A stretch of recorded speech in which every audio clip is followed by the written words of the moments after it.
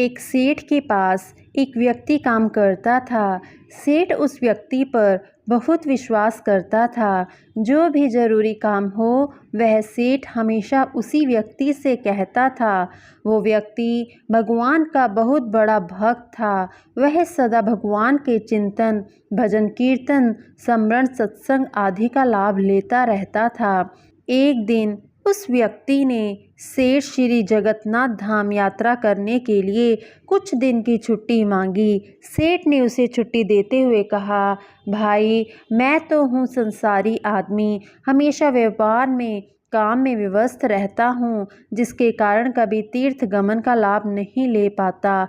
तुम जा ही रहे हो तो यह लो 100 रुपये मेरी ओर से, इससे श्री जगन्नाथ प्रभु के चरणों में समर्पित कर देना। भक्त सेठ से 100 रुपये लेकर श्री जगन्नाथ धाम यात्रा पर निकल गया। कई दिन की पैदल यात्रा करने के बाद वह श्री जगन्नाथपुरी पहुंचा।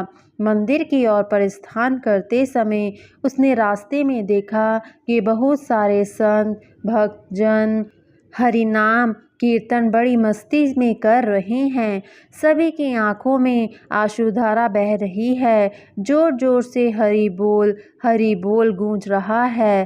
कीर्तन में बहुत आनंद आ रहा था। भक्त भी वहीं रुककर हरिनाम कीर्तन का आनंद लेने लगा। फिर उसने देखा कि कीर्तन करने वाले भक्तजन इतनी देर से कीर्तन करने के कारण उनके होठ सूखे हुए हैं। वह दिखने में कुछ भूखे भी प्रतीत हो रहे थे। उसने सोचा, क्यों न सेठ के 100 रुपये से इन भक्तों को भोजन करा दूं। उसने उन सभी को उस 100 रुपये में से भोजन की व्यवस्था करा दी। सबको भोजन कराने के बाद उसे भोजन व्यवस्था में उसे कुल 58 रुपये खर्च करने पड़े। उसके पास 2 रुपये बच गए। उसने सोचा, चलो अच्छा हुआ, 2 रुपये जगन्नाथ जी के चरणों में सेठ के नाम के चढ़ा दूंगा। जब सेठ पूछेगा तो मैं कह दूंगा वह पैसे चढ़ा दिए। सेठ यह नहीं कहेगा 100 रुपये चढ़ाए। सेठ पूछेगा पैसे चढ़ा दिए तो मैं बोल दूंगा हाँ जी मैंने चढ़ा दिए। झूठ भी नहीं होगा और काम भी हो जाएगा। वह भक्त श्री जगन्नाथ जी के दर्शन के लिए मंदिर में प्रवेश किया। श्री जगन्नाथ जी की छवि को निहारते हुए उसने अपने हृदय में उनको विराजमान कराया। अंत में उसने सेठ के 2 रुपये श्री जगन्नाथ जी के चरणों में चढ़ा दिए और बोला, यह 2 रुपये सेठ ने भेजे हैं। उसी रात सेठ के पास स्वप्न में श्री जगन्नाथ जी आए और बोले, सेठ तुम्हारे 58 रुपये मुझे मिल गए हैं। यह कहकर श्री जगत जी अंतर्ध्यान हो गए। सेठ सोचने लगा, मेरे नौकर बड़ा ईमानदार है, पर अचानक उसे क्या ज़रूरत पड़ गई कि वह 2 रुपये भगवान को कम चढ़ाया। उसने 2 रुपये का क्या किया होगा, उसे ऐसी क्या ज़रूरत पड़ी होगी। ऐसा विचार सेठ करता रहा।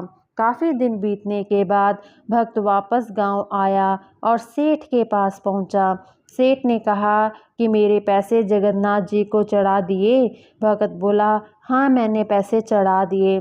सेठ ने कहा, पर तुमने 58 रुपये क्यों चढ़ाए, 2 रुपये किस काम में प्रयोग किए। तब भक्त ने सारी बात बताई कि उसने 58 रुपये से संतन को भोजन करा दिया और ठाकुर जी को सिर्फ 2 रुपये चढ़ाए थे। सेठ बड़ा खुश हुआ।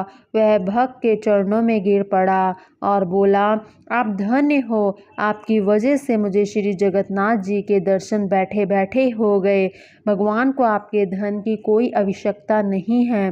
भगवान को वह 58 रुपये स्वीकार हैं जो उनके भक्तों की सेवा में खर्च किए गए, और उस 2 रुपये की कोई महत्व नहीं है जो उसके चरणों में नगद चढ़ाए गए। प्रिय भक्तगण, भगवान को भक्ति ही प्रिय है और वह भक्तों के पास होती है। भगवान स्वयं भक्तों की भक्ति व सेवा करते हैं।